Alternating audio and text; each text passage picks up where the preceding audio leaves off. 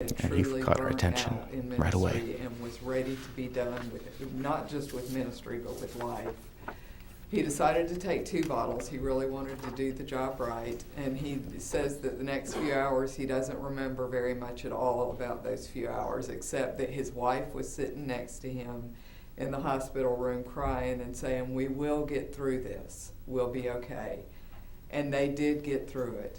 Out of the ashes of his failed burnout ministry rose a new ministry that he does now, and it's a website very poetic. pastorburnout.org or .com. I'm writing that down. And his function with this website is to help pastors who are either on the road to burnout or have burnt out, how to get back on track and how to recover and to stay strong in ministry. One of the things that he has on his website is a list of statistics of today's pastors, and I want to share some of those with you. 57% would be in another Now, job. one thing that you've done here is you have 2 different illustrations or images at the beginning. One, the dramatic story of Danny Sherman's attempted suicide, and the other, these actual statistics. Consider if both of those are needed, or if maybe one of those would be better served in the body of the sermon as an illustration. 94% spend a lot of time feeling anxious, overwhelmed, and depressed and in despair. And only lawyers and doctors have as high a rate of suicide, alcoholism, and drug abuse as pastors do. So there's a little bit of encouragement. No pun intended. We need to look around this room, realize that means most of us are facing some of these statistics. That's good. You put the need right on us.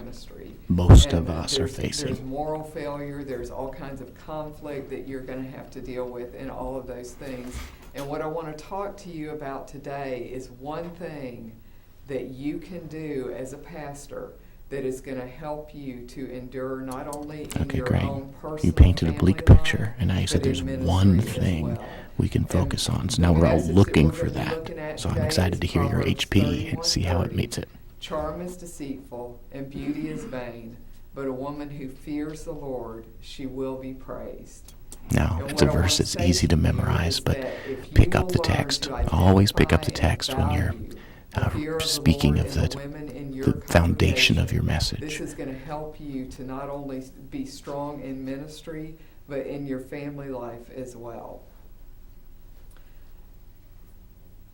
The women in today's church have twofold problem. First of all, we have the world that tells us that charm is delightful and that beauty is gain.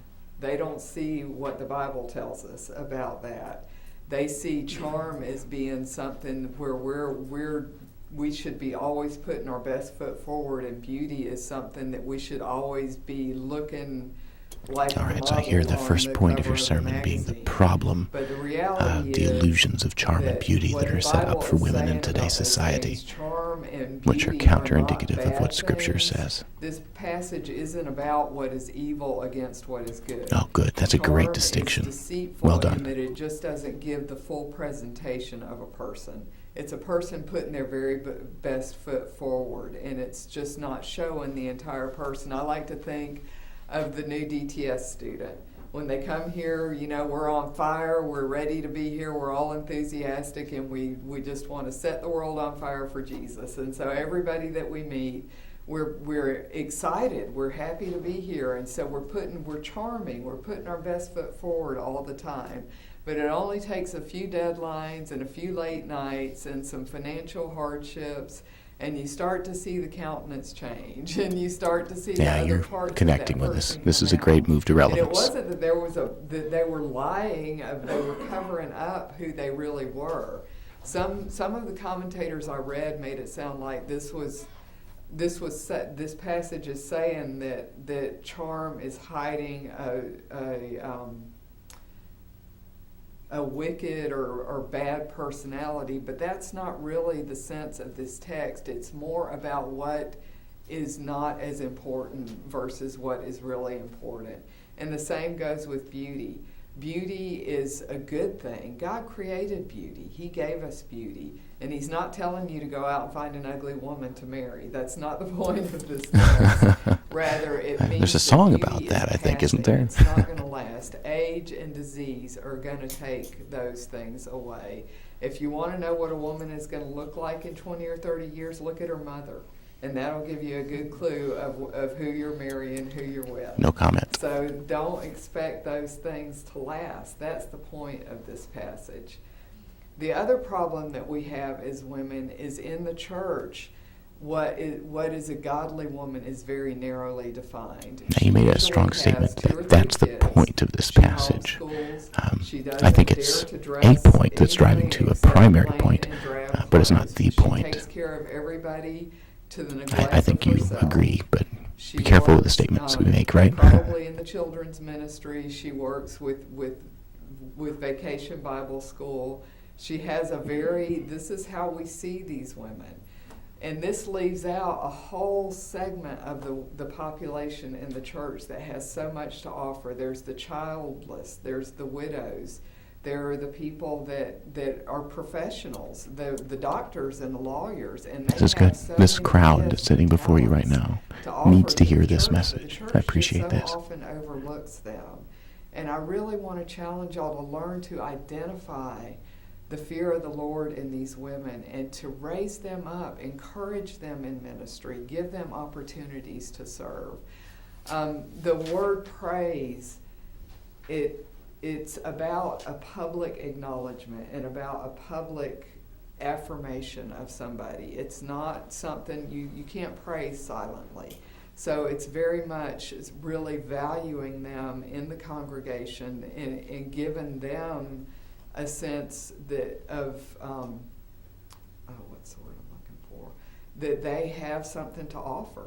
And by doing that, you're encouraging them. And I want to give you just a couple of examples of some women that I have known over the years that didn't necessarily fit our mold for what the godly woman looks like. The first one that I want to talk about, her name is Karen. Karen is absolutely put together to the T everywhere she goes. She would not walk out of her house without every hair in place, without her makeup done, and all of that. But she's There's a lot also of Dallas, got I think. the gift of hospitality. She is a great counselor. She's a teacher. She can sing like a bird. She's got all these different gifts.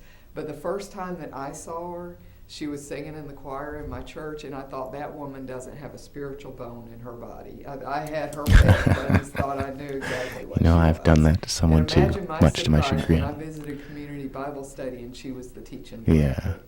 She ended up being one of my greatest mentors and friends, and is a big part of the reason that I'm standing here today. She was just a godly, gifted woman, and I'm so thankful that I saw past the surface and got to know her. The other one that I want to talk about is Jane, and Jane is the opposite end of the spectrum. Jane is actually the first woman that was ever accepted to West Point, and her uniform is in the Smithsonian Institute. Very cool. She is amazing as a leader, as a motivator, as a team builder. She has so many gifts to offer. She literally knows how to mobilize an army. That's what she did. She was logistics. Yeah, well done. She knows how to do that. The church doesn't know what to do with her. She just is completely overlooked in the church, and she has so much that she could give. She's another one who became a great mentor and friend to me through community Bible study, because in a parachurch organization, there's a place for her, but there really wasn't in the church. So those are two women, just to give you an example, to kind of get your minds thinking about Those were what very good you do illustrations. as a pastor You haven't to gotten there yet to your encourage HP, women in the church. but I know what it is Think now about the because of the impact power of this those two could have. illustrations. If you had women who knew where they could serve, who had gifts to offer, you could have counselors that could counsel women and not ever put yourself in a situation where you could be compromised. You could have wives and husbands that worked together in ministry and built lasting ministries. And not only Okay, would you've it moved a build little bit ministry, into it would build accidental their marriage application. as they worked together in those I think not that's a ministries. bad thing, Imagine the but I know example that you've we intended have that for later in the for your sermon. whole congregation, to the younger people, the people that we're looking up to them and needing that encouragement. So there are so many ways that people can serve. There are care ministries, but they so often think they don't have anything to offer, and they need somebody to encourage them and to raise them up. So I just want to encourage you to learn to identify those things. A couple of applications I want to give you. As a student, a great thing that you can do, and there's one this fall, and this has been life-changing for me, is to take the Role of Women in Ministry class with Dr. Glahn. I put it on a little piece of paper and gave it to y'all. Even if you took it as an audit, it's an easy audit. That's a great recommendation. But other than that, it's an awful lot of reading. And it'll help you to solidify where you believe women belong in ministry in the church. Okay. You said I have a couple of applications for you, and then you moved into the specific applications. You didn't give us the HP, the imperative. The other thing I want to encourage you, if you were going to read one book, this is Half the Church by Carolyn Custis James. She's a DTS grad, and it's just it's a vision that she has for God's greater vision for the book was helpful. That's a good thing to do when you know you're going to do a book recommendation. In the body of Christ to support the church. And I want to share just a story from my own personal life with you as I close, about how we have seen this play out in our life, my husband and I. About 14 years ago, I woke up one morning and half my face was paralyzed. I was afflicted with what's called Bell's palsy.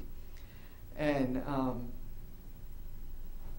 the doctors told me that it would last about a month, but it actually ended up lasting a year. And my face started coming back after a year, and I was so excited and thinking, okay, I'm going to be maybe normal again. But that didn't happen. My face never came back to what it was before I had Bell's palsy, and I've had to live with that it'll be that way for the rest of my life. But something happened in that process, because as I was crying out to the Lord and asking for healing, this is a great way to end the sermon with a powerful personal illustration that He wanted to teach me and to heal in me that I didn't even know needed healing and changing. And in that process, I became a better person. That speaks highly of you, but not in a prideful way. You've done a good job of demonstrating how what God has done through this trial in growing you is exactly that. It's what God has done, not what Jennifer has done. What of my physical appearance he liked best, he said my face, because it reminds him of what the Lord has done in my life. Yeah, you've married a good man. Life. And that is learning to praise and value the fear of the Lord. And it's so much more than physical appearance or the way that we act or look or talk or any of that. And just one final note, the website, pastorburnout.com, it had a great list of ways that you can keep from being burnout. But one thing that he doesn't have in there is to stop trying to do it all yourself. You have an army. God has given you the body that you have in your congregation. That's beautiful. Well done. To do ministry together. And half of the army is often marginalized. Pastor's responsibility to do everything. One pastor has a way of saying, it's my job to get you to do your job. And that's exactly it. The church is a body that works together. And that's one thing that you can do by valuing the fear of the Lord in the women and identifying that and raising them up. You have a silent army that's just waiting to serve Him with you. Thank you. Okay, Jennifer, this was very well done. I appreciate your message, and it's one, like I said, these guys need to hear, is one that I need to hear. A couple of quick comments. The HP was swallowed or missed. I see it on your outline. I just looked it up. You had it strengthen your home and your congregation by placing high value on the fear of the Lord in women. But you went straight into the application steps without the HP. We need you to drive that HP home to us. Your closing illustration, again, exceptionally powerful. Let's see, I had a comment that I wrote down, and it's missing. We'll see if it comes out when we talk as a group. But I enjoyed this. Thank you, Jennifer.